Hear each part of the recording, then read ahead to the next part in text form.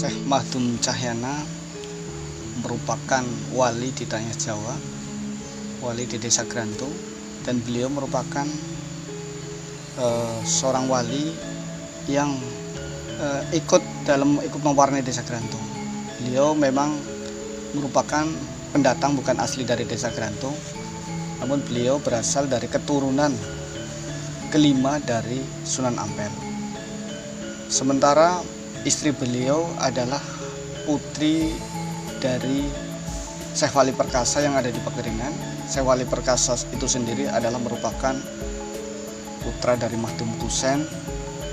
Kemudian secara garis ke atas, beliau merupakan keturunan dari Syekh Jambu Karang dan Syekh Atas Angin. Beliau melakukan perjalanan ke desa ini dan beliau menyantri di Desa Pekeringan di tempatnya Wali Perkasa. Di Pekeringan tadi santri ini Mbah Wali Perkasa. Gandeng santri ini kadang itu saban pun pengajian itu pada kesandang turu. Mungkin ya cara ini yang di pondok yang dia sorokan Quran apa sarap nahun dean ya. Dan ikut film sedoyo terus lurai pondok medal ya ramak kiai ini medal lar ningali bahwa niku santri seluruh santriku kata santri ini setulen santri sing agamanya bercahaya mencorong sarunge terus dibundeli tengeri bar salat subuh diperiksa ditakoni santri kabeh mumbengi sapa sing rumah sarung tak bundeli mboten wonten sing atsung. Lan niku Mbah Wali niku mendel mawon terakhir matur anu dalem iki kan disunti ya ora apa-apa wis kena iki santri gede sing kemen mencorong. Nah terus pindone santri pada ngemeh nang kali mati Pak. Arek saking mriki kali kauripan nah caranya nyegat iwak mudik ngemeh di santri gede gitu kan. Sing kuntik milu ngemeh mangkat. Nah santri liyane itu wong sulu sing lepen iki wong kemat oleh iwak setor kali kiai nek. Kemudian beliau ditanya sama gurunya, kenapa kamu yang lain pada dapat ikan, kamu tidak dapat ikan? Karena perintah guru adalah untuk memegang ikan, maka yang ia lakukan hanya memegang ikan. Itu bukan karena sebuah kebodohan dari beliau, tapi karena ketaatan beliau pada perintah guru.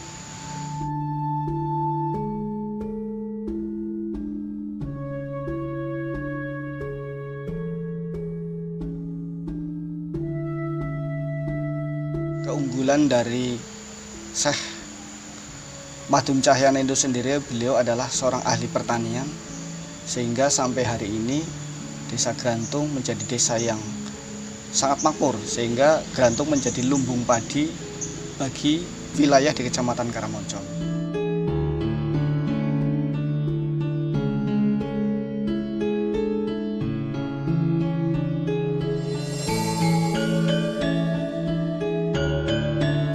Kedudukan sejarah itu sedemikian penting di dalam kaitannya dengan kepribadian atau jati diri sebuah masyarakat atau sebuah bangsa. Kalau kita mencoba memaknai sejarah dari makna kata, sejarah itu berasal dari bahasa Arab sajarah yang artinya pohon. Pohon secara anatomik itu terdiri dari akar, batang, buah, dan daun. Kalau akar, batang, buah, dan daun itu kita paralelkan dengan waktu, maka akar adalah masa silam, batang pohon adalah masa kini, buah adalah masa depan. Artinya batang pohon masa kini harus tersambung dengan akar masa silam agar pohon bisa menghasilkan buah. Maka salah satu upaya kebudayaan kita di dalam mengenali jati diri pohon peradabannya adalah dengan menggali masa silamnya.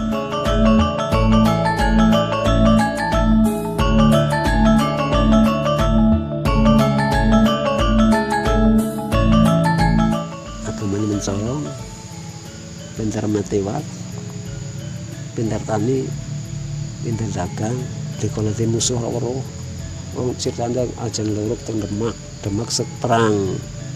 Nah sing niku kepekih urung butuh maring lahan leren. Nanti kali ini kepekih leren disit kayak kesel ngaso wis rampung karena lah niku mboten percaya niku urung butuh kok rampung sing krimen. Dan niku ceritane kepekih sembayang ning wit gedang sing ngadeg. Minta apa gedang nih, Mbak Wali meriksaan aja ngono, aja kayak kue, aja mamer, sarang kenean aja mamer, aja sombong, gigal. Itu nanti sini, orang butuh rampung kan gitu. Kita tuh gaman kan nyarmayan, gedene sistem itu nembengan.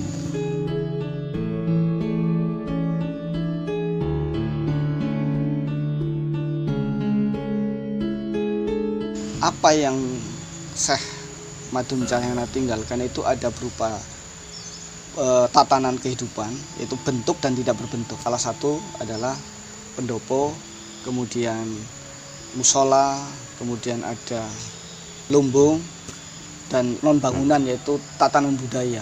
Nah, tatanan budaya yang selama ini adalah gerbek suran. Setiap bulan suran di Sagrantung melakukan gerbek yaitu tasakuran. Pertama adalah membersihkan tempat-tempat peninggalan berupa pemakaman leluhur itu dibersihkan. Setelah itu masyarakat dikumpulkan untuk memotong hewan dan akan dinikmati bersama-sama oleh masyarakat. Pada malam harinya dilakukan pengajian, kemudian dilakukan pawai budaya, semacam hasil-hasil pertanian dikumpulkan, dibagikan kepada seluruh masyarakat yang memerlukan.